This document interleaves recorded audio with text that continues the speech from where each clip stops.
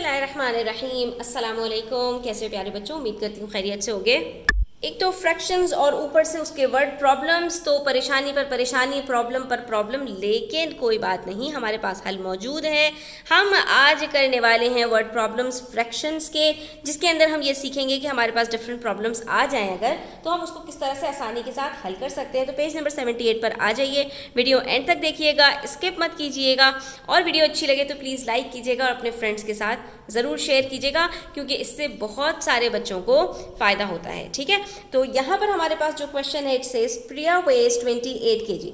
यहाँ पर हमें प्रिया का जो वज़न है वो बताया गया है कि प्रिया 28 kgs की है। She is 8 times as heavy as her cat, और वो अपनी बिल्ली से, उसकी जो बिल्ली है ना छोटी से, उससे 8 times हैवी है। टाइम्स का मतलब जहाँ पर भी आ जाए ना बच्चों, तो आपने वहाँ पर समझ लेना है कि वहाँ पर मल्टीप्लिकेशन हो रही है। इसका मतलब ये हुआ कि प्रिया का जो वेट है ना वो 28 किलो है, लेकिन वो 8 से मल्टीप्लाई करके आया है, यानी किसी नंबर को 8 से मल्टीप्लाई किया तो 28 आंसर आया है, क्योंकि जो उसकी कैट का वेट है ना वो उसका 8 times लाइटर है। यानी कि कैट का जितना वेट है उसको 8 से मल्टीप्लाई कर दें तो ये प्रिया का वेट बन जाता है, जो कि 28 kgs है। ठीक है, तो हमने यहाँ पर एक छोटी सी एक्सप्रेशन बना ली। अभी हमें नहीं पता कि यहाँ पर कौन सा नंबर आएगा। अब यहाँ पर हमसे कह रहे हैं how much do Priya and her cat weigh in total. अब हमें करना क्या है कि हमें इन दोनों का वेट, उसका सम निकालना है, लेकिन उसके लिए हमें प्रिया का वेट तो पता है मगर कैट का वेट नहीं पता। तो दरअसल हमें करना क्या है, हमें यहाँ पर प्रिया की जो कैट है उसका वेट कैलकुलेट करना है, और जब वो आ जाएगा तो हमने उसको प्लस कर देना है प्रिया के वेट के साथ।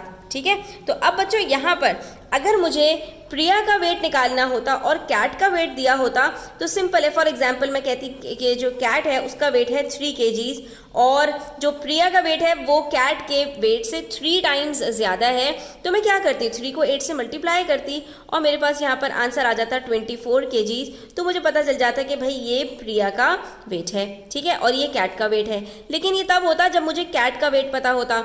अब इन्होंने हमारे लिए क्या किया, सिचुएशन को रिवर्स कर दिया, उल्टा कर दिया। तो हम भी सिचुएशन के हिसाब से चल लेते हैं, हम भी अपने जो इन्फॉर्मेशन हमें दी है उसको हम उल्टा कर देते हैं। यहाँ पर हम कैट के वेट से 8 को मल्टीप्लाई करते तो प्रिया का वेट आता। अब प्रिया का वेट गिवन है तो प्रिया के वेट से हम क्या करेंगे कि हमें कैट का वेट पता चल जाए। तो सिंपल है स्टूडेंट्स, प्रिया के वेट से हम 8 को डिवाइड करेंगे तो हमें यहाँ पर जो है वो कैट का वेट पता चल जाएगा। तो हम यहाँ पर इसको डिवाइड करके देख लेते हैं स्टूडेंट्स। 28 को ज़रा 8 से डिवाइड कीजिए, आपके पास क्या आंसर आता है। 8 1 जार 8, 8 2 जार 16, 8 3 जार 24। ये 24 आया हमारे पास, यहाँ पर 4 नीचे बच गया, पॉइंट लगाया हमने, ये 0 आ गया, और ये 8 5 जार 40।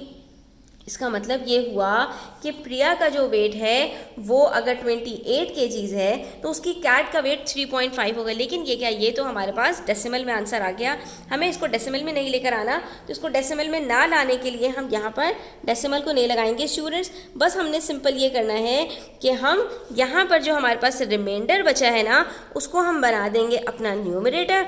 जो हमारा यहाँ पर डिनोमिनेटर था वो ऐसे एज इट इज़ रहेगा, और जो हमारे पास क्वोशंट आया ये बन जाएगा हमारे पास होल नंबर।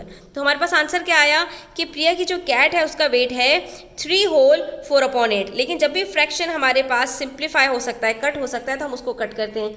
4 1 जार 4, 4 2 जार 8, तो ये बच गया 3 होल 1/2, यानी 3.5। तो अभी देखिए हमारे पास पहले क्या आंसर आया था 3.5, उसका मतलब यही होता है 3.5। तो ये प्रिया की जो कैट है उसका वेट है 3.5। ठीक है, तो इससे हमें ये पता चल गया कि प्रिया की जो कैट है उसका वेट हमारे पास कितना है। लेकिन ये हमारा अभी पहला स्टेप था, दूसरा स्टेप बाकी है। तो हमने देखिए यहाँ पर क्या किया, प्रिया के वेट से उसकी कैट का वेट कैसे कैलकुलेट किया, 28 को 8 से डिवाइड किया और हमारे पास यहाँ पे प्रिया की कैट का वेट आ गया। लेकिन अब जो सेकेंड स्टेप है उसके अंदर हमने क्या करना है कि प्रिया और उसकी कैट के वेट को ऐड करना है। तो अब यहाँ पर देखिए एक हमारे पास है मिक्स नंबर जिसमें एक फ्रैक्शन भी है और दूसरा हमारे पास होल नंबर है। तो ऐसे नंबर्स को प्लस कैसे करते हैं स्टूडेंट्स, ये हम अर्लियर वीडियोस के अंदर डिस्कस कर चुके हैं। डिस्क्रिप्शन बॉक्स के अंदर लिंक दे रही हूँ, वहाँ पर जाकर आप विजिट कर सकते हैं कि अब हमने करना क्या है कि जब हमारे पास एक होल नंबर हो दूसरा मिक्स नंबर हो तो हम सिंपली जो हमारे होल नंबर्स होते हैं इसको हमने ऐड कर देना होता है और फ्रैक्शन को उठाकर हम एज इट इज़ लिख देते हैं। तो फ्रैक्शन हमारे पास हाफ है, ये हाफ आ गया। फिर हमने जो है वो अपने होल नंबर्स देखे, जो 3 + 28 31 बनता है। हमारे पास यहाँ पर आंसर आ जाएगा 31.5 फ्रैक्शन में। लेकिन इन्होंने हमसे जो आंसर मांगा है वो डेसिमल में मांगा है, express your answer as a decimal. तो हम सिंपली यहाँ क्या करेंगे स्टूडेंट्स कि हमारे पास ये जो हाफ आया है ना, हम इसको डेसिमल में चेंज कर देंगे। और हाफ को डेसिमल में कैसे चेंज करते हैं, डिनोमिनेटर को रखिए बाहर, न्यूमरेटर को रखिए अंदर। 2 के टेबल में 1 तो नहीं आता, तो यहाँ पर हमने पॉइंट लगाया, ये बन गया 0, 2 5s are 10 और ये आंसर आ गया हमारे पास 0.5, यानी कि 31.5 हमारे पास इस तरह से आंसर आ रहा है कि ये जो है ये हमारा फ्रैक्शन, ये पॉइंट्स यहाँ पर हम पॉइंट लगाते हैं और जो फ्रैक्शन होता है उसके अंदर जो कोशेंट हमारे पास आता है ये हमारे डेसिमल के बाद का आंसर हो जाता है। तो Priya and her cat weighs 31.5 kg in total, यानी अगर दोनों को वेट स्केल पर खड़ा किया जाएगा तो मिलकर इतना वेट बन जाएगा। पेज नंबर 79 पर आइए, यहाँ पर एक और वर्ड प्रॉब्लम देख लेते हैं स्टूडेंट्स। हमसे कहा जा रहा है Sam cycled 1/5 kilometres along route A. ठीक है, यहाँ पर सैम ने साइकिलिंग की है कितने किलोमीटर्स, 1 किलोमीटर से कुछ ज़्यादा, क्योंकि हमारे पास होल नंबर भी है और फ्रैक्शन भी है। ठीक है, और वो रूट ए पर उसने ये साइकिलिंग की है from his home to the library, अपने घर से वो लाइब्रेरी गया और ये रूट ए है और इसका हमें डिस्टेंस बता रहे हैं कि ये कितना है 1/5 किलोमीटर्स है।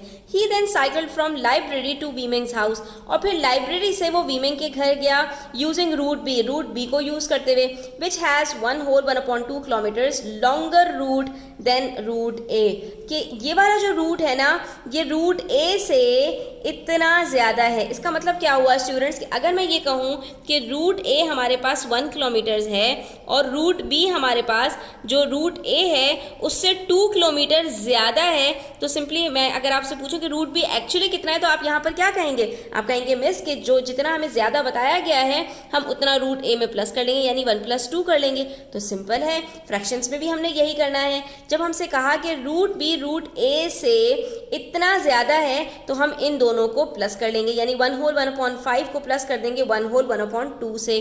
ठीक है, उसके बाद हमने क्या करना है, find the total distance Sam cycled. तो सैम ने टोटल कितना डिस्टेंस साइकिल किया ये हमें निकालना है।